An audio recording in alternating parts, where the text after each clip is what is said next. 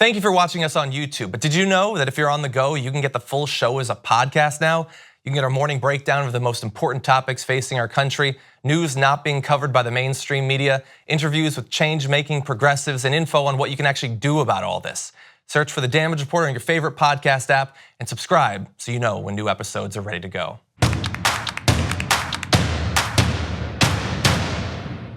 Well, we start off with Bob Woodward, whose book Fear is coming up soon. It'll be out in about a week, actually, on September 11th.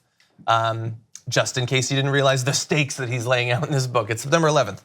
And he has based this book on literally hundreds of hours of taped interviews with people in the White House. And that creates a bit of a problem for people like Donald Trump, who want to assert that Bob Woodward, multiple Pulitzer Prize winning journalist, who's done books on 8 presidents, I think, suddenly just decided to throw all of his integrity away and make up a bunch of quotes about the lyingest president in American history. How many people were in the White House and had access and detailed questions asked of staff members, including the president himself? How many people have been there now that they had no idea were there and that were recording everything that was going on in this dysfunctional place? I think half of the people there are just making books, basically. And Michael Wolff, obviously Omarosa and her little tape recorder, right. And now Bob Woodward. So look, there's so many different things we could talk about here, but I want to focus on some of, I think, the most shocking revelations. A few from yesterday, some now coming out today. We're gonna get the book as soon as we can and break it down too. We've also reached out to Bob Woodward. We'll see if he'll come on the show. But first, some of the excerpts having to do with national security, because one of the narratives driving through all of these different quotes is that the people Trump has chosen to surround himself with have had to, in many occasions, actually stop him from accomplishing his goals or delay them or go behind his back to shut down one of his proposals because they believe it will either damage his presidency or endanger the country itself. They can't actually talk to him about it because he's not a person you can reason with. But here's an example of some of the issues that you might come across if you're trying to not have the country explode. Trump was talking with James Clapper, who was then the director of national intelligence, who briefed him at Trump Tower during the transition on the intelligence community's findings that Putin had interfered in the election. And Donald Trump said this: "I don't believe in human sources. These are people who have sold their souls and sold out their country. I don't trust human intelligence and these spies." So that's an interesting take. The idea that human intelligence, which is obviously an important component historically of the intelligence gathering process, we should disregard all of it because these people are traitors, is at the very least consistent with everything else about Donald Trump, wherein loyalty specifically to him is the only thing that counts. It's almost like it has something to do with what the information is that he gets as to whether or not he trusts it. Yes, it goes with the same. It's a pattern. It's a track record this guy has for if he doesn't agree with the person, the information, or the news source, then it's fake. I don't trust it. It's not real. If it's something he's about, if there's people saying yes to him, if he has yes men surrounding him, those are the best people. Yeah. Until they're not the best people anymore because they're sick of your madness. So then once they leave, then they're disgruntled. Oh, I never liked that guy anyway. He was never really that close to me. Don't know anything about him. But from the beginning, this is again, you said during the transition process. Yeah. James Clapper came to him and told him this.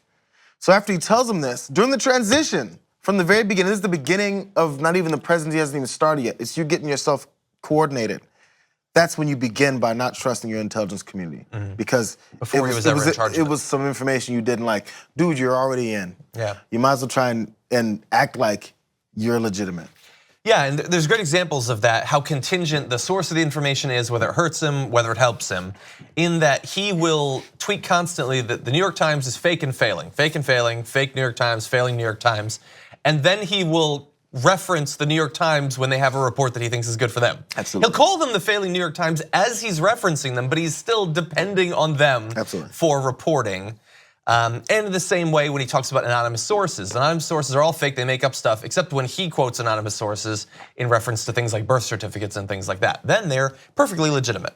So let's jump to another quote. Again, having to do with security. He was talking with Tom Bossert, the president's advisor for Homeland Security, Cybersecurity, and Counterterrorism, who asked Donald Trump at one point if he had a minute to speak, and Trump said, "I want to watch the Masters. You and your cyber are going to get me in a war with all of your cyber shazbot. So he takes it very seriously so long as the Masters are not on. He wants to watch the Masters because he doesn't spend enough time playing golf himself. He has to watch other people play golf. And he doesn't want to know about any of it. Like, if you think, I wonder, is he taking the cybersecurity of our elections in our country seriously? Is he protecting us from interference with our power grid, with the state level election systems? He calls it your cyber and thinks it's just gonna get him in a war. How? I was trying to put together how all that works. I once had a conversation with my grandfather about a decade ago where he needed something and I said, I'll order it online. And he said, don't put your credit card online, they'll steal your identity. And this was Amazon. Some people, they get left behind by technology. But you know what? Your grandfather was right. Sometimes your identity gets stolen online. Sometimes your credit card number gets stolen. Sometimes you go to an ATM at a random gas station and then there's the reader thing and your stuff gets stolen.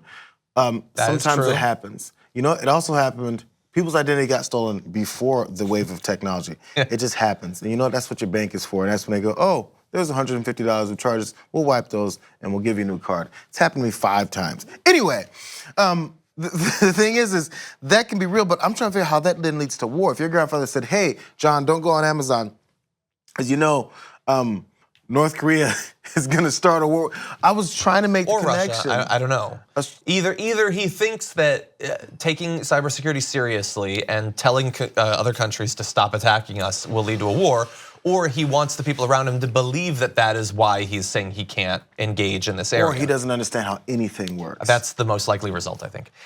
Also, just to give you an idea of, again, how little he understands about how things works, he was editing a speech with then Staff Secretary Rob Porter, who was Staff Secretary and domestic abuser.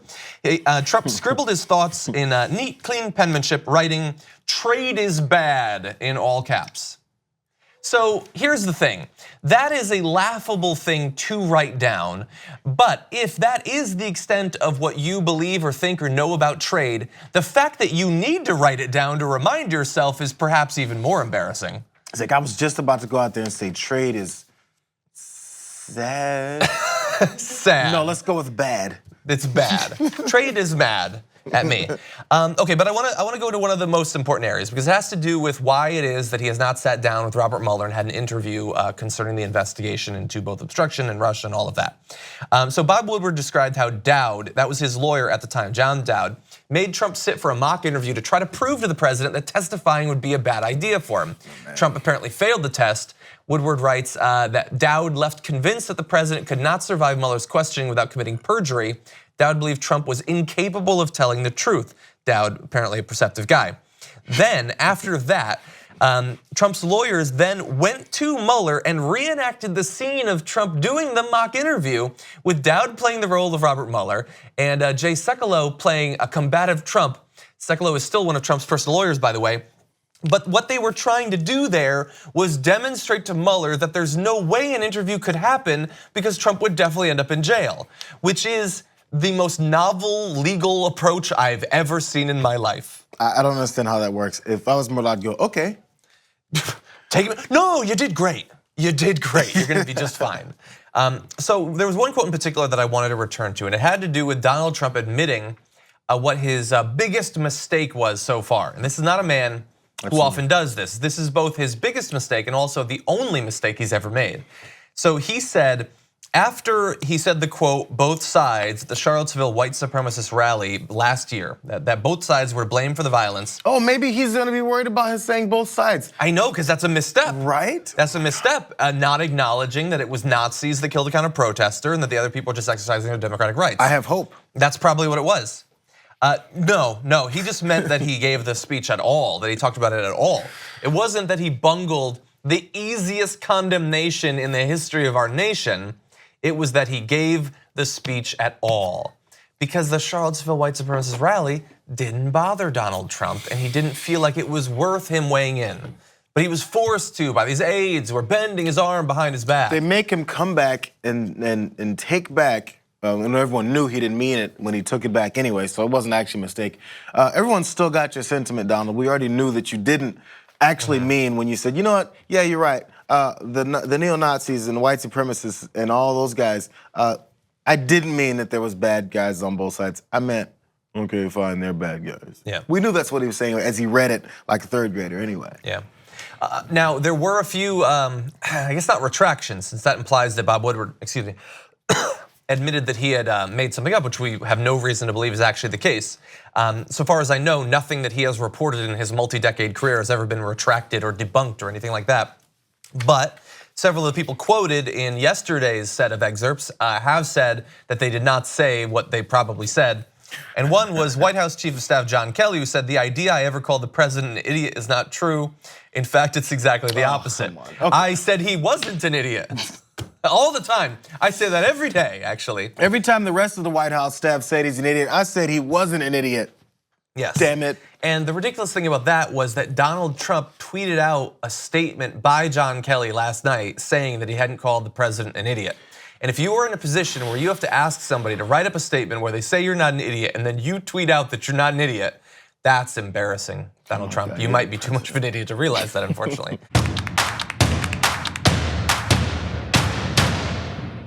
Thank you very much for watching this clip from The Damage Report. If you liked it, don't forget to subscribe to this channel and ring the bell on YouTube to get notified of our new videos. And catch The Damage Report every weekday at 12 p.m. Eastern, 9 a.m. Pacific on TYT Network on YouTube TV.